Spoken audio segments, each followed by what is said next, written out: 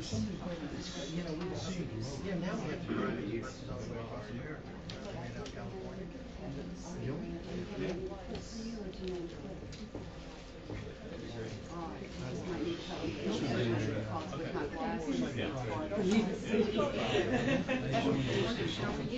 Well, you know what, it really generate a lot, no pun intended. You have interest in what they're doing. Good morning, everyone. Glad to have you for our Chatham Area Transit Authority Board meeting for September the 20th. And I call the meeting to order. And Beverly?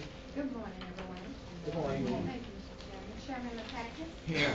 Dr. Thomas? Here. Mr. Broker? Here. Mr. Dawson? Mr. Dorn? Mr. French? Here.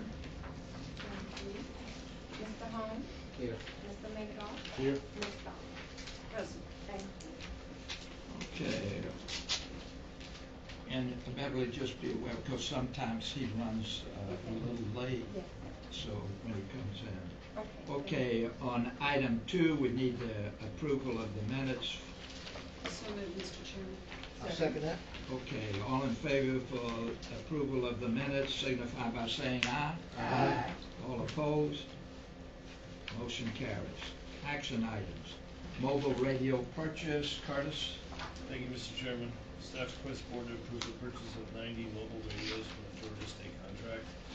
The FCC has changed the minimum requirements for mobile radio use, and our CATS radios are 20 years old, and we need to replace the radios to comply with some new models for the emergency management channels. And we have a state contract to purchase the radios on. The cost is $2,274 per unit, which includes spare parts, mounting, and installation. So the total cost for 90 units is $204,660. The radio purchase will be qualified as a fixed asset and recorded in the operating fund.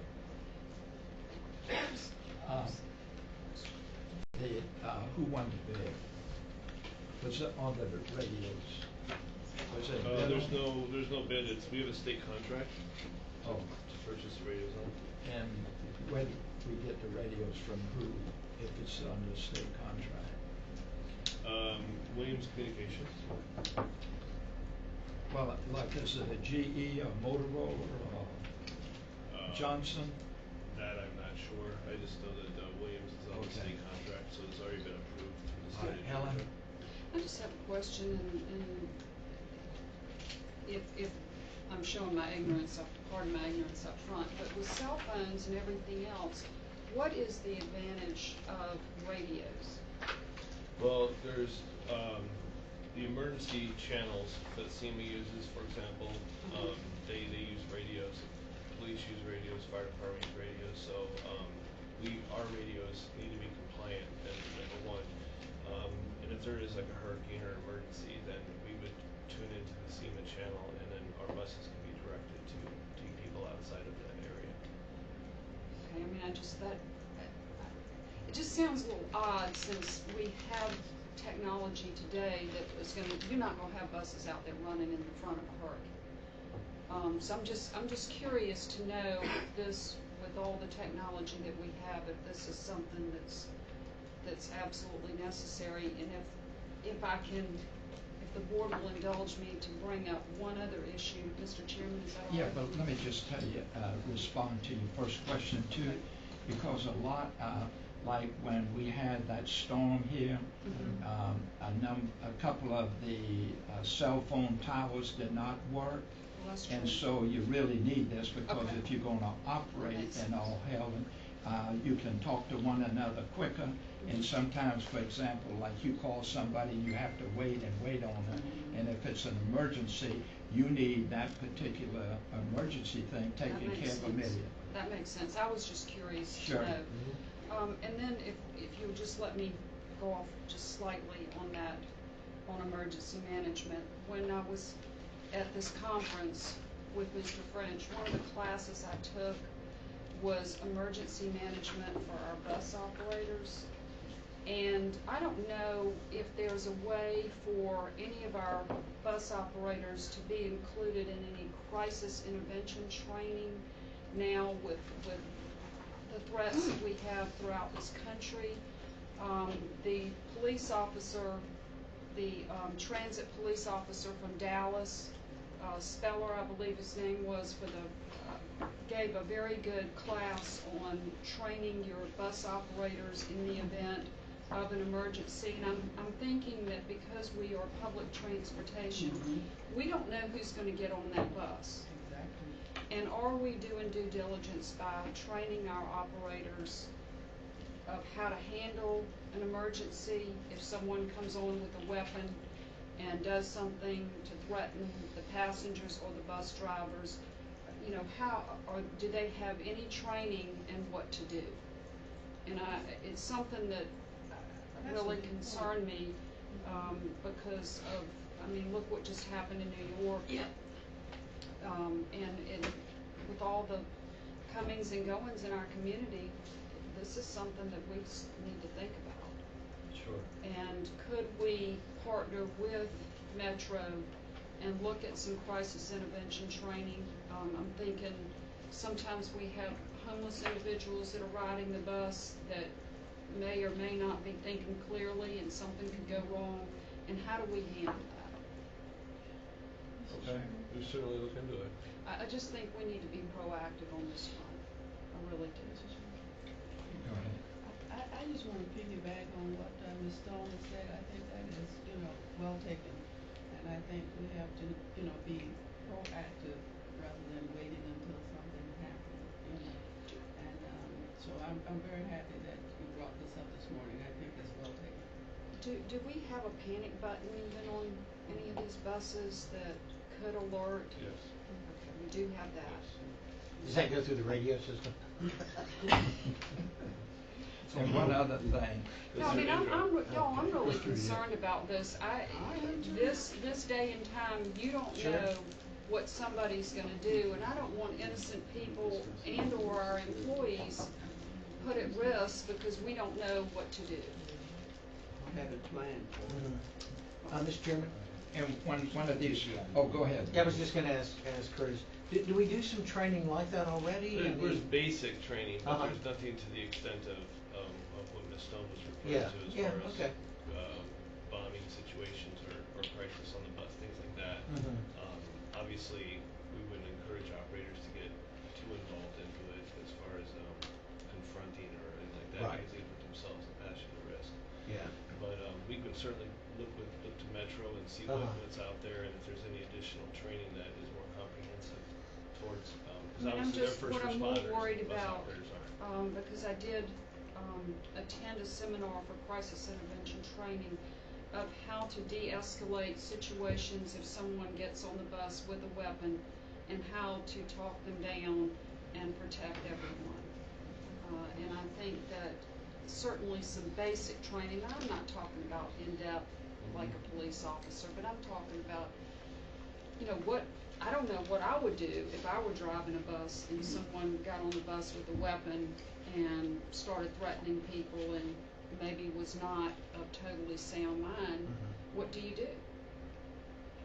How do you handle it? And one of the things, since you're talking on that, Helen, is that when a hurricane was about to hit Savannah, before it changed course, and this was a number of years back, what happened was that the school bus people didn't respond like they should have, and they finally did get some buses and some from our system, and they had the fire department people, the firefighters are the ones that drove the buses to take people to emergency shelters in other cities and all. Do our drivers understand that if they run out of a situation and they need more buses to evacuate people, do they know that they are supposed to be on standby so that a call can be put into them to come and assist? It's a volunteer list for emergencies. Okay. And everything's coordinated through SEMA, and we do regular information and training for that. Okay. Yeah, Mr. Chairman, just back up. Do you mind if I ask a question? Back on the issue of the radios. So I assume we're required to have these radios. I mean, is there some standard that indicates that all buses have to be equipped with a radio of this sort? I don't know if there's any kind of legal standard as far as having to have a radio. I Well, don't. the FTA doesn't require it. I don't think so. Okay. I mean, obviously, a bus without a radio, if the electronics die or something like that, I mean, there's obviously a situation where emergencies or anything like that, you don't want to have to rely on them having a cell phone. Right. Or Right. trying to send a message through the Indra system or something like that. To have a radio on hand for any emergency is critical. So the changes that were made by the FCC, is this necessitating systems throughout the country to? Well, any systems that has radios that are 20 years old. I don't know what systems have radios that are. Okay. Okay. A great number of our radios, almost all of them, are extremely old. Okay. And have been repaired over the years and really beyond their useful life. Have been for quite some time. But yes, this has necessitated a change because since they're so old, we can't change the crystals inside to adapt to the new emergency compliance procedures. Okay. Need a motion on any other question? Need a motion on the floor to approve the mobile radios purchase. So moved. Second. Okay, we have a motion and a second. All in favor signify by saying aye. Aye. Next item, the IFB issuance, the Trade Center dock rehabilitation. Curtis? Thank you, Mr. Chairman. For item 5 and 6 on your tabs, for the IFB, recently GDOT had sent an email yesterday requiring some additional environmental requirements for these. So we're going to pull these because that has not been done yet, and that was something that we just got informed of. So we'll be back at the board next month probably with these. Okay. All right. Item 3, the IFB issuance, the ferry, both of them in the same area. Okay. So we've got two IFBs to approve, or are we doing them together or separately? Yeah, they're separate, but both of them fall under this requirement that you just. Okay, still need a motion. I'll make a motion to approve. Need a second. Whoa. Hold it. Well, we're not approving anything. We're pulling them back because GDOT sent an email yesterday requiring some environmental things be done before we do this, so we didn't want to bring it to the board. It was in the packet already. So you were removing these from the agenda? Yes, it was already in the packet, but we just got this information, so. Oh, okay. All right. So do we need a motion to remove it from the agenda? Or just take no action? You can withdraw it. You don't need to have a motion. Okay. Item 4, face box equipment purchase. Thank you, Mr. Chairman. Staff requests the board approve the purchase of 70 Fairbox computer motherboards and trim kits from GFI Genfair.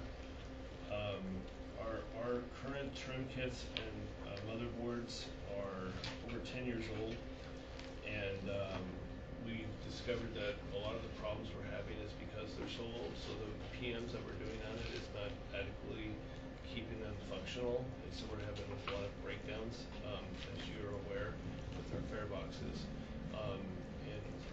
In order to solve that problem, we need to replace what is called the trim, as well as the motherboard itself, so it does not reject passes being used.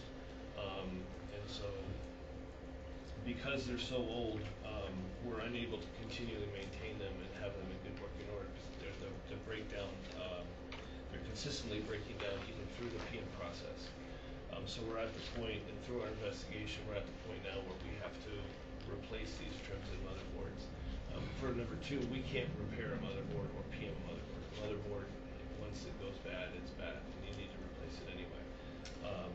But the trims itself is what's also keeping our passes from working properly on the Fairboxes. So, with this Fairbox, if we were talking about going to where we're not taking any money anyway, would this affect the improvements that you're going to make on this equipment? You mean if we stop using cash and go to an all-pass system? Well, I mean, I know that's been discussed. And so are we throwing money on something that would be temporary if we're going to in the future just continue taking money? Well, number one, the fare box unit itself is comprised of a variety of parts, and so we're asking to replace two parts: the motherboard, which tells the fare box what's going on, and the trim, which handles the passes.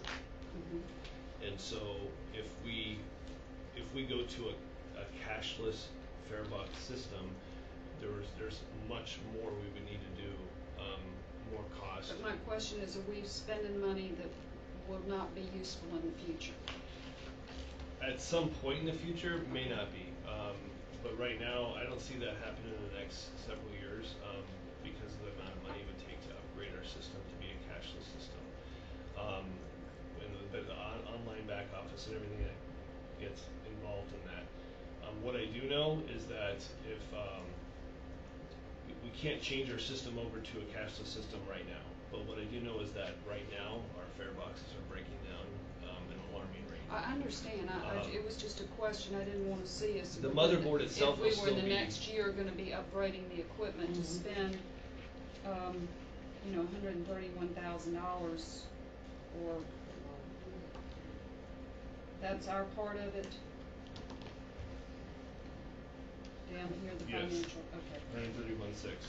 I didn't want us to spend that if we would be changing it out within the next year or so. No. But if it's not going to be, then I understand. If I could, just as a follow-up to Helen's question, so if we did go, and I realize that it's going to take a lot of preparation to go to a cashless scenario, would what we're going to purchase be compatible? Well, the motherboard will always need to be in there. Okay. Because that's the main, obviously, body of the information. Mm-hmm.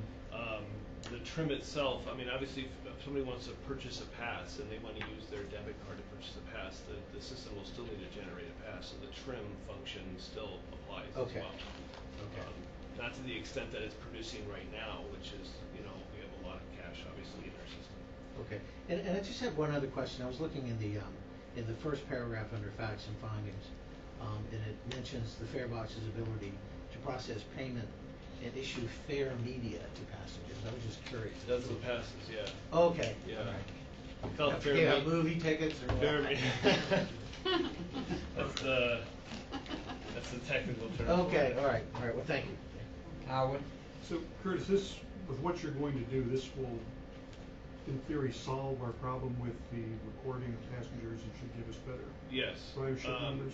Part of with the trim and the motherboard not working correctly, for example, we've had issues where you can buy a pass at the ticket booth and go out there, and then the motherboard doesn't read the pass. And so now you're in a situation where, well, I just paid for this pass and I want to get on the bus. And so that delays the service, obviously, huge. We've actually had to deliver passes to people when that happens so that they get their pass. And it's just the maintenance that we're currently doing, we can't keep up. We can't keep up because, like I said, they're breaking down at an alarming rate. And it's because they're so old. The buses are old, but the fare boxes are also very old. And we do PM them every day. They bring them in, they clean the rollers, they do all that. But since they're so old, they're just not sustaining life very long. And the only way around that is to replace those two key critical components of the fare box that allow us to do what we do. Do we think we'll get a grant later to pay for this after we buy them?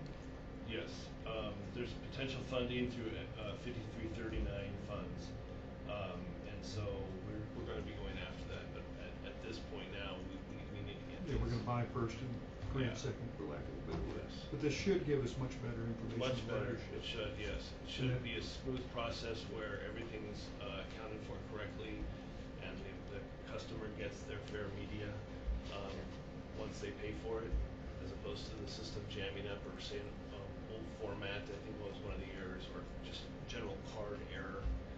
You can see the date on the card it's a good card, but the fare box is saying it's not. I mean, those huge system-wide delays because of all these things that are going on. And this will solve the problem with that individual, I think, last weekend? Yes. That didn't get his pass? Yes, the person that paid in the past was not Right, wouldn't work. generated, yes. And then other things that might happen too, this will prevent, for the system to make sure it knows that something has occurred. Yes.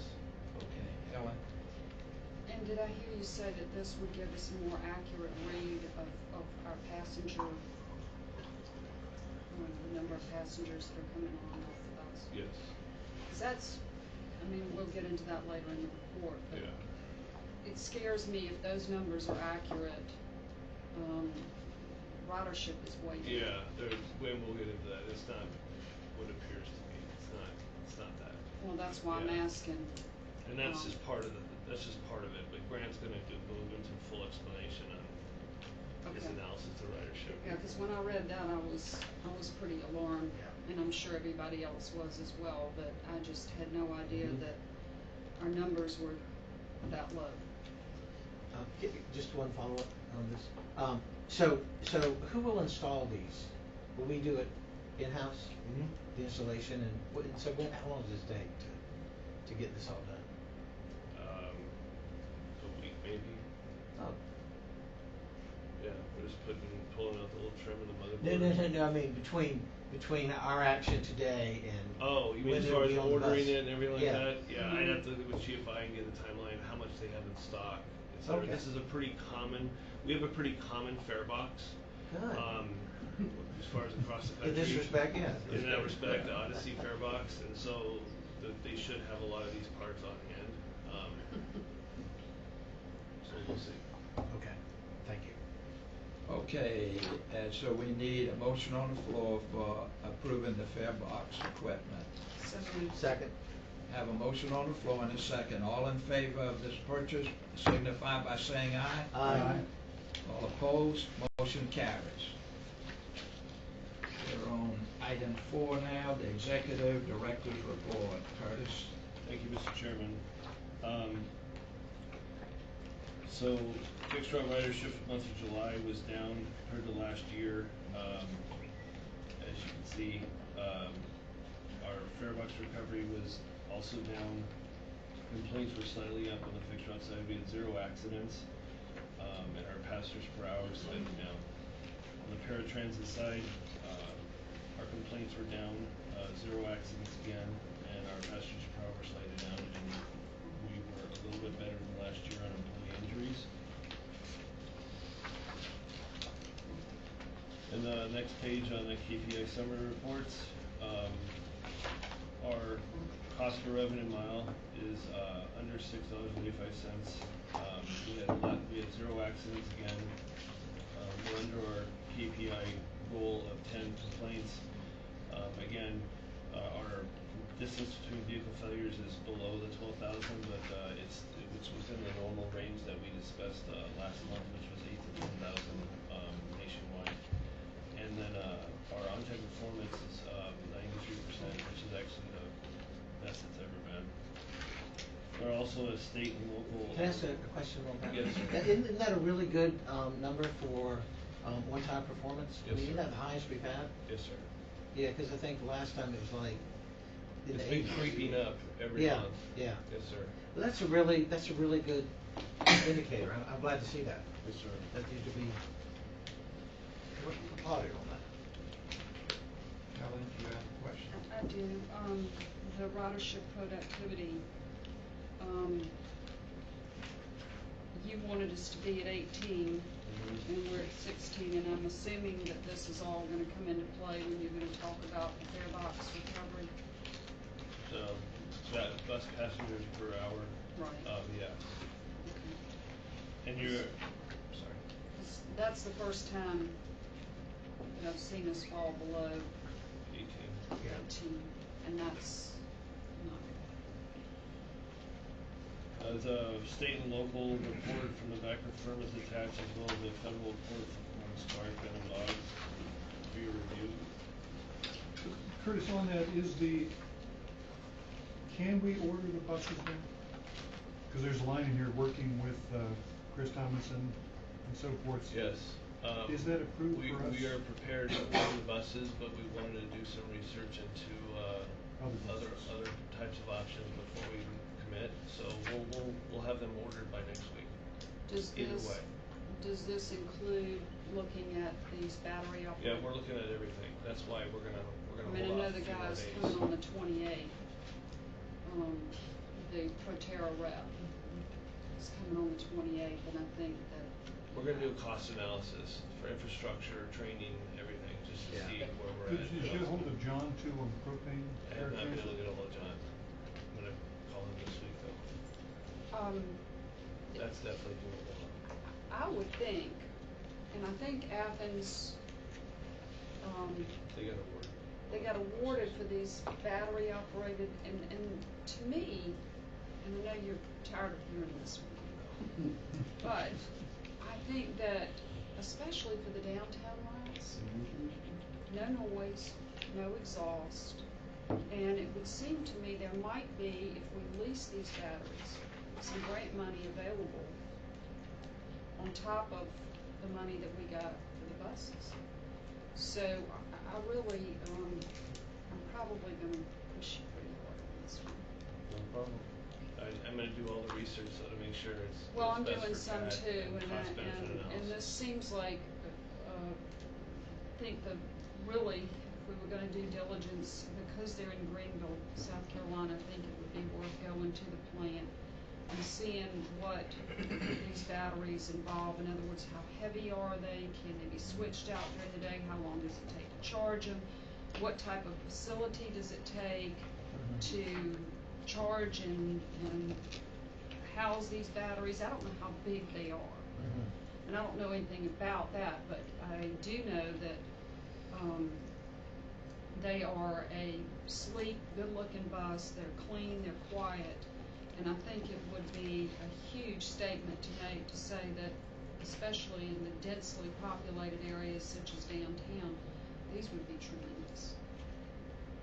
So I'm willing to go to Greensboro, wherever you want to go, and ask all the right questions. Yeah, if you don't mind, it'd also be interesting, does Greenville use these buses?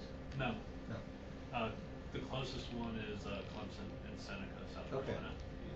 They use them.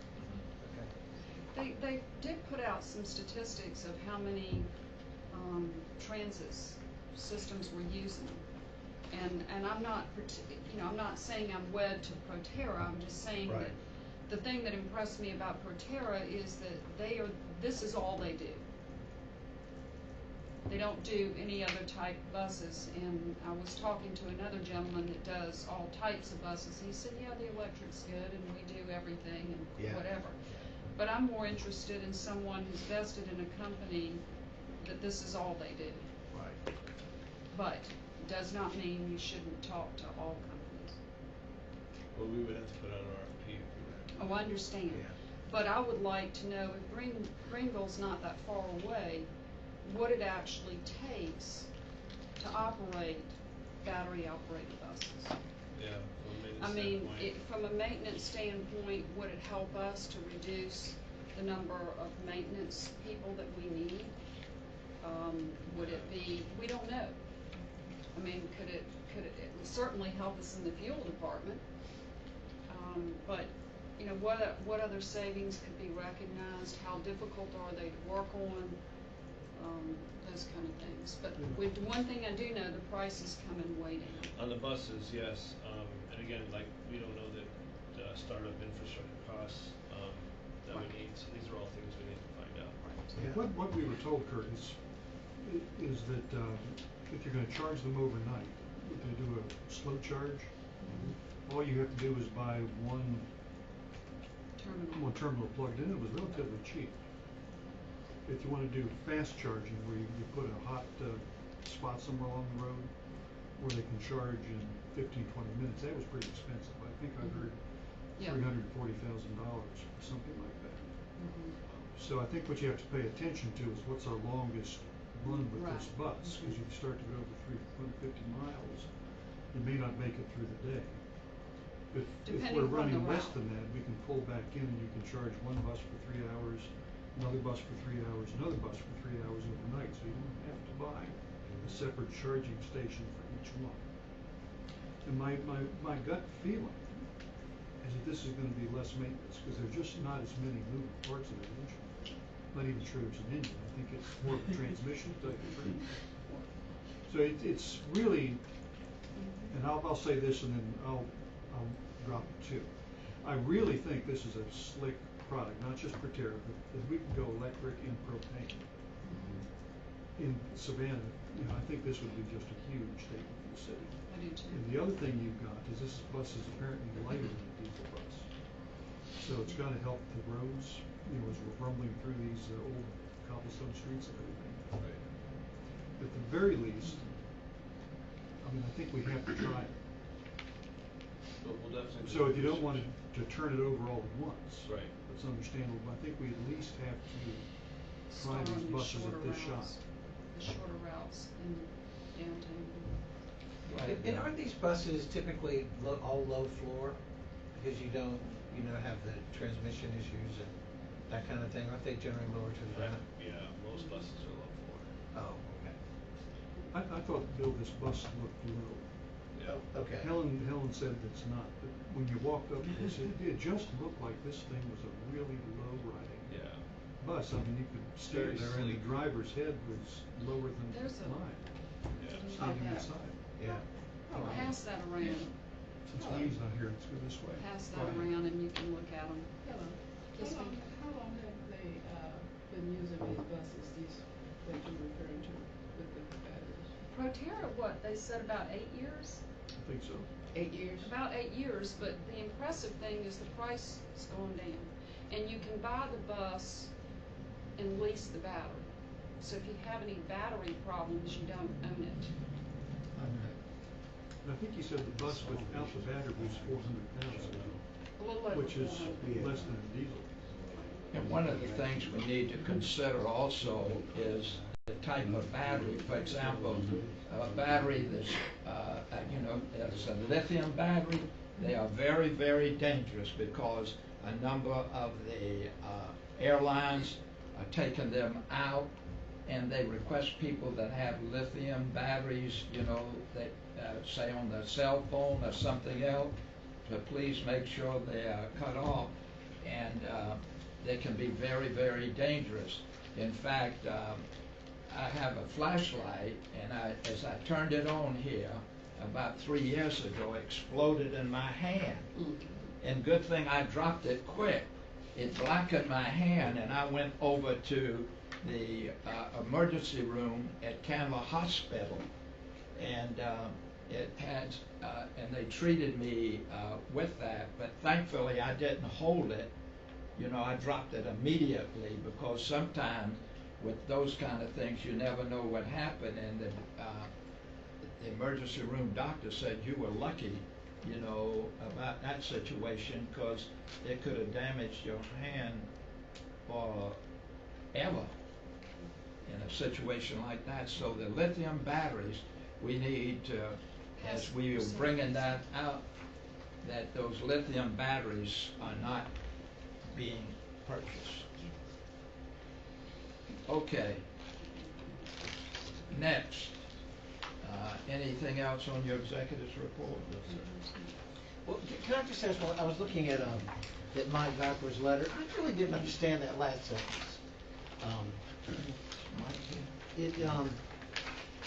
Outside council ownership of the assets was the issue that had to be resolved with the FTA before we would receive the official go-ahead, which was received last week. So, did we get it or not? Yes. Okay. Yeah, there was an issue between Resolve and the legal department as far as ownership of the units, because it's the bonded out from the state, the word was off state bonds. And so there was also the 80-20, so the 80% of the money funding the buses and the 20% match. And so 80% would be theoretically owned by the state and 20% by CAT. And so how that was all gonna work out. They also had to do, I guess they were leaning towards going to get certified by the FTA to make sure that everything was along those lines as well. So there was a lot of legal mumbo jumbo, and I know that's not what you want to hear as an attorney, but We had to have some clarification. It's, I think what they said was crossing the T's and dotting the I's, and so since the award in June, it's been in their legal department for the last couple of months. And they finally have released it and said that we can go ahead and place the order, which we're going to do, but now we're going to wait a couple days and do some research on the election. Okay. Thank you. Let's make sure in the future that if there's something here for our lobbyists, to request for him to be here, because some question might come up that he needs to answer. So just, make sure that he's here in the And future. he would be here, but he's up in Atlanta, attending the House and Senate Transportation Committee meeting, because the current topic that's going around is regional. Looking at regional in Georgia. And so he felt he needed to be there for that. All right. Okay, next under item 5, unit updates, information only. Service delivery update, Curtis. Thank you, Mr. Chairman. The service delivery report has been included in your packet, and I know there's going to be some questions. I'm going to go ahead and have Grant do a little visual information for you guys, to give you an idea of the complexities of the ridership number.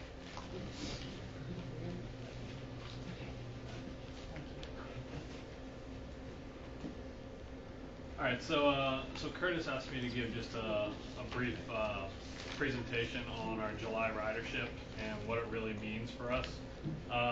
So first, briefly, I just wanted to note the importance of how the different data points that are provided in the board packet each month are used. I think that in many instances, we tend to look at monthly data and gravitate towards those data points that we feel the most comfortable with and we understand the most. That being ridership, revenues, and then maybe reliability too. But the problem with this is that these different data points do not take into account the amount of service that we put out on the streets each month. For example, when comparing July 2016 ridership to July 2015 ridership, we account for seasonal variation. We have July and July, but we're really not doing apples to apples because in July of 2015, we had 2 more weekdays than we had in July 2016. And as we know, weekends tend to have fewer hours, which means fewer passengers usually. Also, when you're comparing year to year, month to month, you have to take into account service changes that were made. Sometimes on a route we take away miles, we take away hours, other instances we add them. So we need to consider these different variables when we're comparing ridership. So this slide just shows some of the common performance indicators that are used by different transit agencies.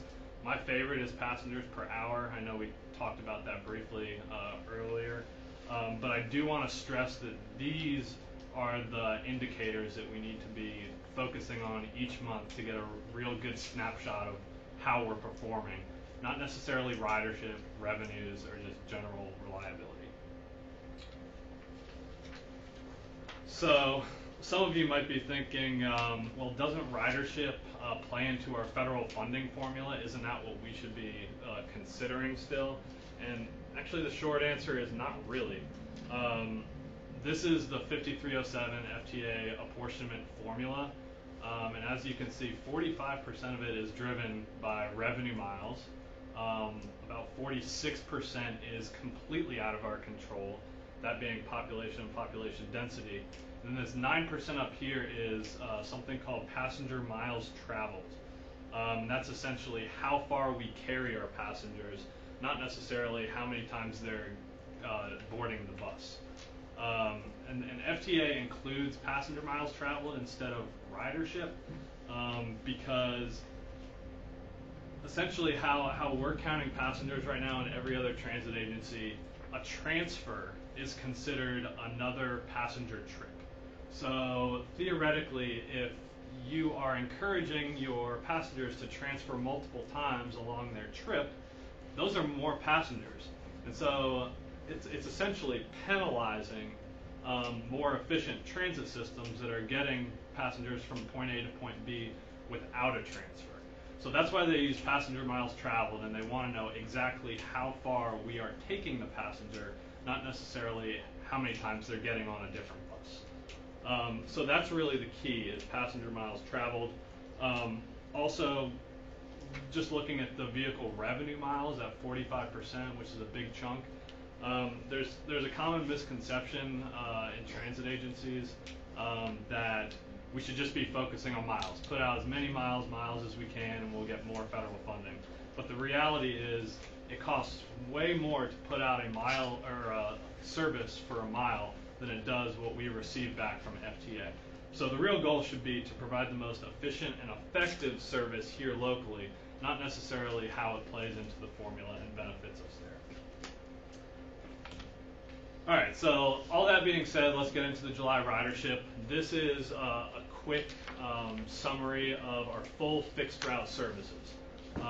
Obviously right here is passengers, and I think a lot of times, again, we gravitate towards that raw number of 11.1 being down.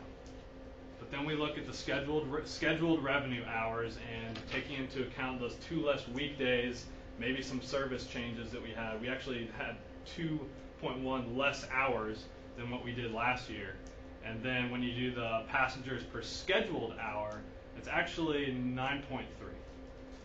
But I wanted to dive a little bit deeper into this data to see what's accounting for that 9.3% decline. So here we have the core fixed route services. And so what I did here was I removed the DOT shuttle, the Liberty shuttle, all the SSU routes, and our express routes. Not to say that these routes aren't important, because they are, and we will continue to evaluate them on a monthly basis. But any changes to these routes require close coordination with other organizations. So what's included in these figures right here are our core fixed routes. And as you can see, it actually changes those indicators. Raw ridership goes, that difference goes down. Hours stays the same, but the big one right here, passengers per hour, that drops to a 7.5 decline from last year. Okay, and then as we mentioned earlier, we've been troubleshooting with our farebox vendor and found out that one of our biggest issues in collecting good data is the fact that we have not only an aging fleet, but we have aging fare boxes with that aging fleet. And those aging fare boxes are causing a number of malfunctions. And essentially we're still collecting revenue, but a lot of times when these malfunctions happen, we don't capture the passenger because the fare box can't tell what type of passenger that was, what type of fare they used. And so I did a quick adjustment to that core service that we just looked at. I was able to estimate, based on all that revenue that we received that was unclassified, we didn't know where it came from, did not count a passenger. I was able to adjust everything from FY16 and FY17. And what I came up with was actually a 5.7 decline in our passengers per hour. All right, so the real question shouldn't be why our monthly ridership is down 11.1%. The real question should be, why is our passengers per hour on our core service down 5.7%? And there are a variety of factors that can influence this, some of which are completely out of our control. Obviously, gas prices are really low. Automobile ownership and sales, the auto industry just came off 2 of their best years they've ever had. Inclement weather, we heard from RS&H a few months back that has an impact on our ridership. Rideshare, Uber launched last year here in Savannah. Lyft just launched this year, so there might be an impact there. Obviously, demographic changes. If our passengers, used to be served in a current location, now they move to a place that's not being served, that will have a big impact. So we're definitely looking at that. But bus breakdowns is one that I wanted to highlight because when you look up here at ridership per hour, that is ridership per scheduled revenue hour, not by actual revenue hour that we put on the streets. And as we know, as our fleet keeps getting older and older, we're having more and more breakdowns, which is causing more and more missed trips. So that's one thing that we're looking at. We've put a mechanism in place to start capturing actual revenue hours so that we can then compare and get an idea whether these bus breakdowns are actually causing us to have a reduction in ridership as well. And then one other point I wanted to make, we have talked to other transit agencies across the region, the nation, and they're experiencing way higher passengers reduction, upwards of 20%, which I feel fairly comfortable. Obviously, I want to know what is happening right here, but I think compared to other transit agencies, we're actually not doing that poorly. Barry, would you mind just one more? And this is the last one. The good news is we can and we will provide solutions to all of these problems, at least the ones that we can control. First, we talked about earlier, replacing the GFI fare box hardware. That's going to be huge. That's causing a number of our problems right now. Second, the more precise data reporting. Talked about that in the other slide, but we now have the capacity and the resources to actually get better data. So every single month, we're going to try to get the most precise data that we can and report it to you guys so we have an accurate comparison on a monthly basis. Better intelligence. Indra is going to be here in a couple months to troubleshoot the ITS system that we have. Hopefully, they'll be able to get us more automated data. So right now, it's kind of it's labor intensive to collect this good data. Hopefully we can automate some of it to make us more efficient there. And then obviously the origin destination study that was approved at last month's board meeting. By collecting the third-party travel data, combining it with the existing data that we have, and then furthermore combining it with the census data, we think that all of this will allow us to optimize our routes and thus increase ridership and lower the costs. So yes, ridership is down, but we're making some improvements here, and hopefully next month we'll have some better data to report. Any questions? Any questions? Bill? Yeah, thank you. On the better intelligence with Indra coming into town, so what exactly does that mean? What will they do for us that will help us with our ridership? Well, for one, the one thing that I really want, it goes back to those actual vehicle miles. Right. I want to know how much service we're putting out on the streets, and I think they have the capability of doing that. And I received confirmation from our IT department that they kind of have a report already that does that. But that's one thing that I want to talk to them about, because we can report scheduled miles and hours all day. It's just based on a formula. But what are we actually putting out there? I mean, our buses, we get notifications every day of buses breaking down, and that has to play into our ridership data. And so that's one of the things that I think they can help with. And so before Indra left, everybody was given kind of a basic understanding of how the system works. And this is a hugely complicated system. Yeah. And so for us to be able to capitalize on the investment we did, that's why we asked the board to bring them back and give us more enhanced training and capabilities, custom reports being able to be written for things that we need to look at, not things that are standard that come out of the box. Right. And so all these things play a role into us getting better intelligence about our own system and our own numbers. And when we talk about these solutions, we don't mention passenger amenities or public relations, those kinds of things. I mean, I'm sure those are also in the mix. We're not limited, to these solutions.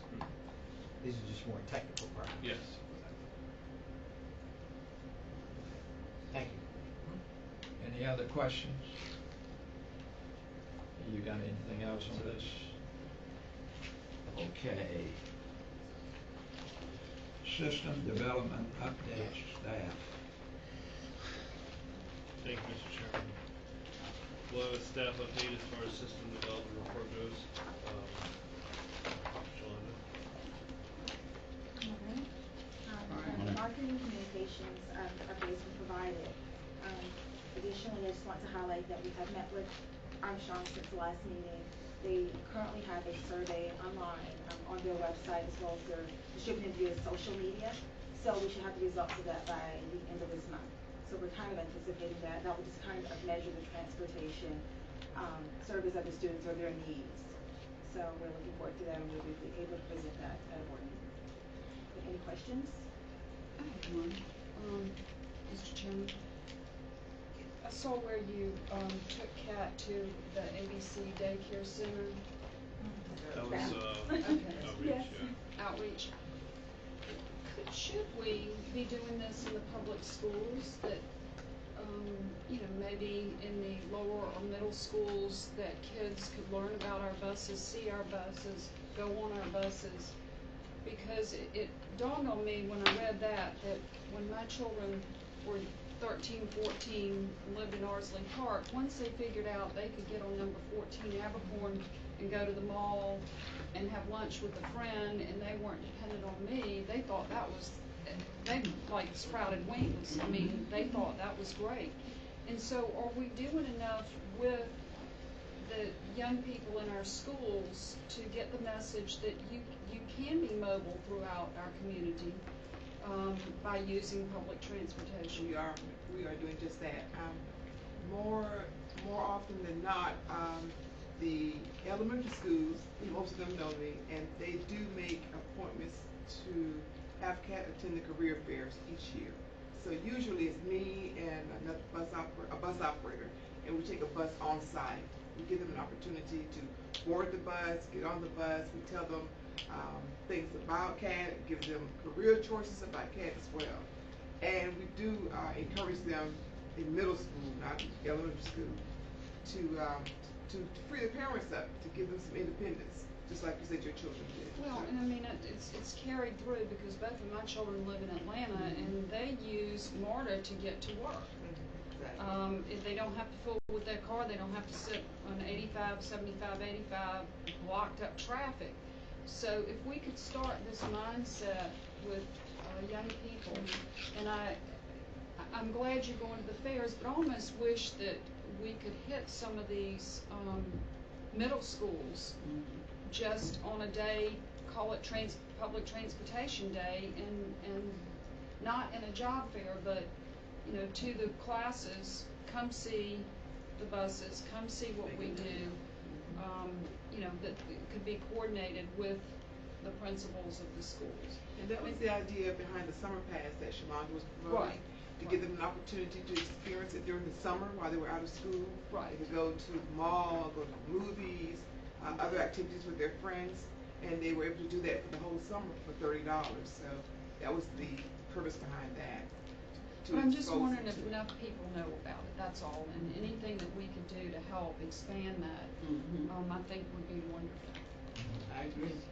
Well, I had a really good experience with that, a few years ago when you helped me, set up a ride back and forth, to Jepson for, a particular show for a bunch of school kids. And, I'm sure for 90% of those children, they've never been on a bus. That's true. And I really, I really wish we could be a little more proactive about identifying events, particularly events that take place downtown, that kids in our school system don't really have an opportunity to access. And I know that we don't want to get in the charter business and that sort of thing, but I know that we can do so as a way to introduce young people to the utilization of public transportation. And if we could somehow, identify, events or activities that, certainly, school systems would be very interested in, having their students participate in, like special shows at the Jepson and the Telfair, and other kinds of things like that would just be really phenomenal. I'm sure like the art departments or what's left of them in many of our schools. We do have a really good working relationship with the school system. And hopefully in the near future, as our buses are replaced, yes, we'll be able to do some things. Yeah, like that. yeah, and I realize that, you can't be hauling school kids back and forth to the Jepson, when you have people got to get to work. Yes. I understand. And one good thing, Valerie, has been mentioned before, I've mentioned it before, Channel 8 for the city of Savannah on television and Channel 16, that we should utilize it more, because a lot of people do watch that, because sometimes something might come up that they might be interested in and all. And a lot of things that go on now, so it's special events even.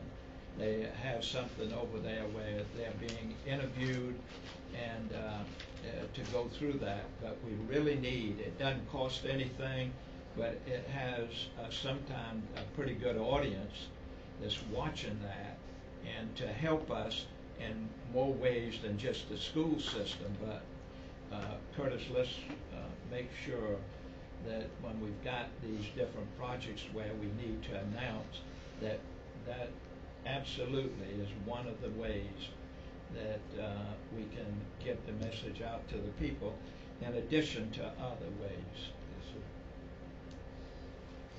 Okay. Coach, just one last thing, and I really appreciate, y'all talking about and going into some depth with respect to, the ridership issue and the like. I do think that the study that we're working on, in terms of utilization of the routes and that sort of thing, is going to be really helpful to us in terms of, understanding, where we're getting people and where we're taking them. Because, we're utilizing routes, as we all know, that are decades old in terms of how we've done things, and our community has really changed a lot. And we may find that, we're just picking people up in the wrong places and dropping them off at the wrong places. But, I'm sure it's not going to be that simple, but I do think it can enlighten us as to better ways to make transit available to more people. Yes. And adding on to what I just said too, like we have the music festival, we have the film festival, we have the Irish festival. There's lots of things on there, so people will see, that we are providing service for them, and Valerie, that's explained to them about the particular routes or whatever it might be, because that could help us increase our ridership too, because some of these things that people want to attend, they find out that the bus service is being provided for them, and some of these particular ones, it's really good because they have a fairly good attendance, but it would be even more because of the particular activity.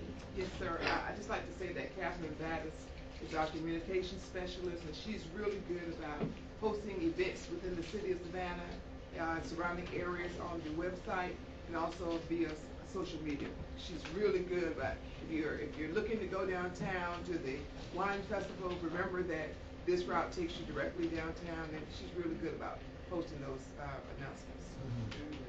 Okay, good. I feel obligated now to join this conversation because we were having a lot of discussions about all the festivals downtown and all the things you can do at the Jefferson Center and so on and so forth.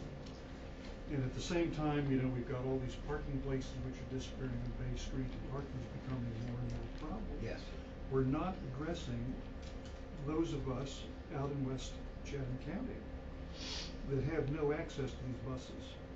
So I want to circle the wagon around again and come back to Charles Sitz, because I really feel that we're not moving the way that we need to move to get this started.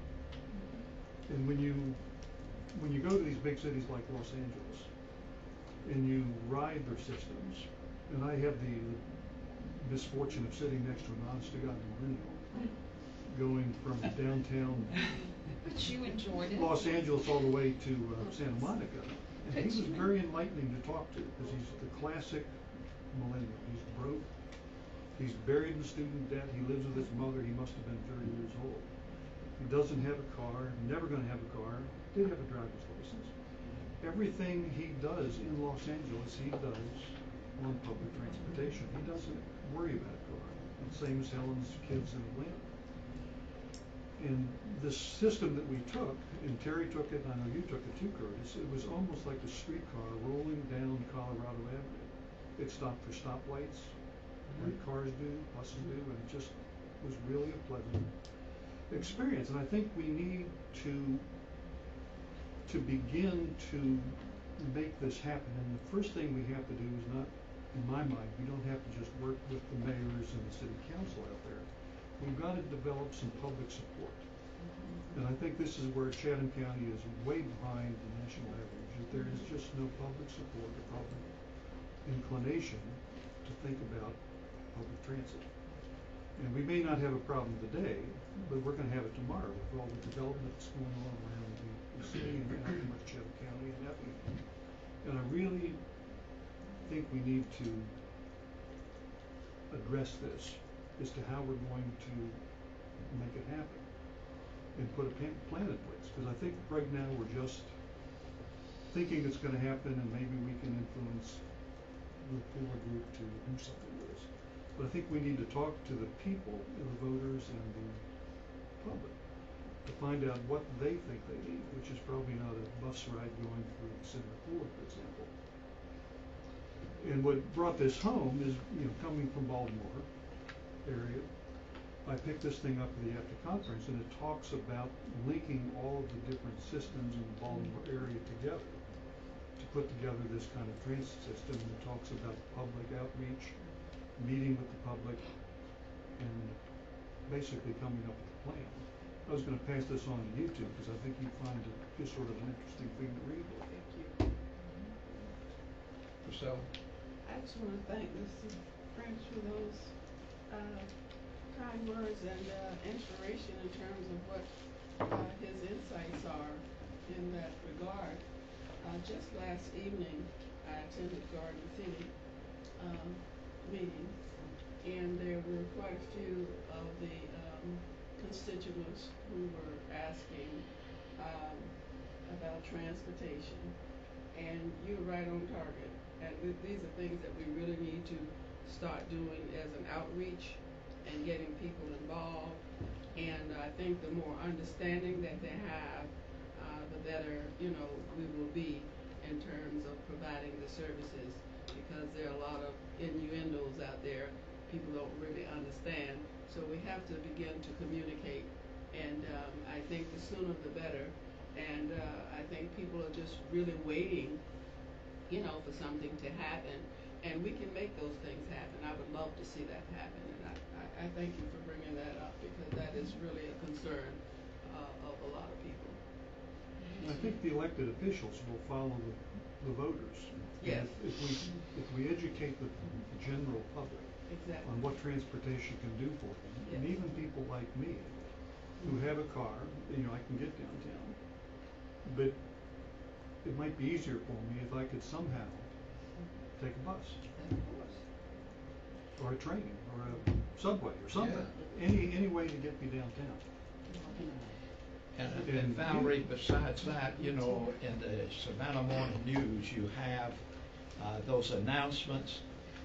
Just like today, it says the 20th on there, those announcements, but you get it ahead of time, because you have to, they won't take it, those announcements in the newspaper if it's going to happen today, because you are required to have it in a couple of weeks ahead of time and look at those announcements. And those two ones that come out, I guess, either Wednesday or Thursday, that come out on Thursdays, like due for the Savannah Morning News and then the other newspaper, is look in there, because, and then what you can do with these two government channels is talk about the different routes. You're not going to be taking up a lot of time, but suppose 14 is our route, somebody can talk about that, give them that information, and then talk about 29 or whatever the particular routes are,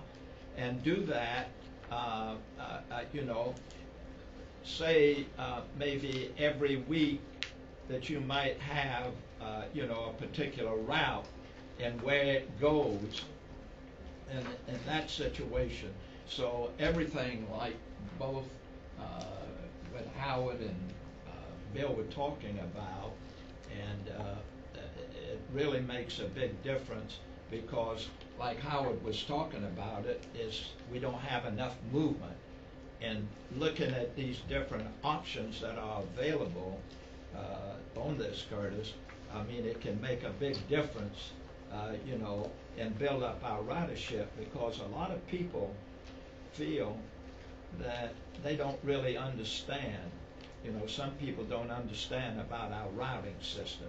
We got a number of people can tell all of us, well, this bus rides to this particular area, and then you get off here at this stop, and then you catch the next one, there, or come downtown. And see, they can tell you all of that, because these meetings that we have once a month, right there, where we have these riders that come in there, they can do it better than some of our own people can, by telling us that. And you're right there taking the information to pass it on to Curtis, so that we can, do those things that really will help us. And you do a good job. I got to say that before everybody, because you right there with the meetings, even if we don't have a staff member that's making a report, but when those people come in there, in fact, I tell a few of those people, there's about 4 of them are like ambassadors. They'll come in, and as Valerie can tell you, and they'll tell you some really good things. If somebody is saying something, well, I did so-and-so, and boy, this is really good. And I talk to people, and we got like 2 of those 4. They talk to passengers all the time and get information and bring them back to us. Okay, thank you. Let's go on then. Marketing communication. Shalonda? She gave Well, that was, yeah, already. Marketing, outreach, mobility. You covered some of that already, Valerie. Yes, sir. Outreach, okay. Planning legislation, grant. So I have a few updates that are on your sheet, but I did want to highlight the last one.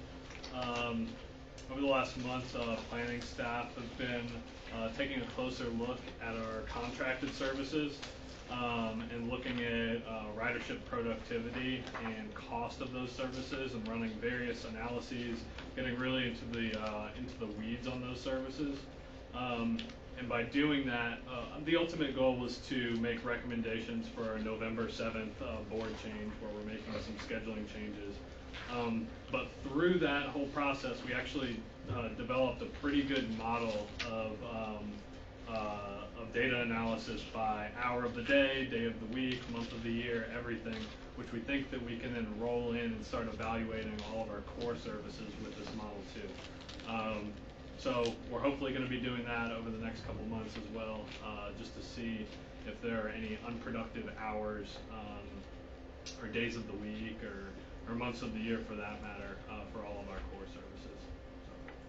So. Any questions? Okay, thank you. Financial update, Terry? Good morning. The financial update is in your package and includes our operating income financial reports for the first month of fiscal year 2017. You can see that our total revenues are over expenditures by $118,000, which puts us at $55,000 ahead of budget for the first month. Know that 1 month's data is not enough to kind of get a feel, and I'd like to have 2 or 3 months before we start looking at trends, but everything looks good so far through the first month. And I'll be happy to answer any questions anybody might have. Just curious, what caused our expenditures to be over? They're less than budget by $150,000.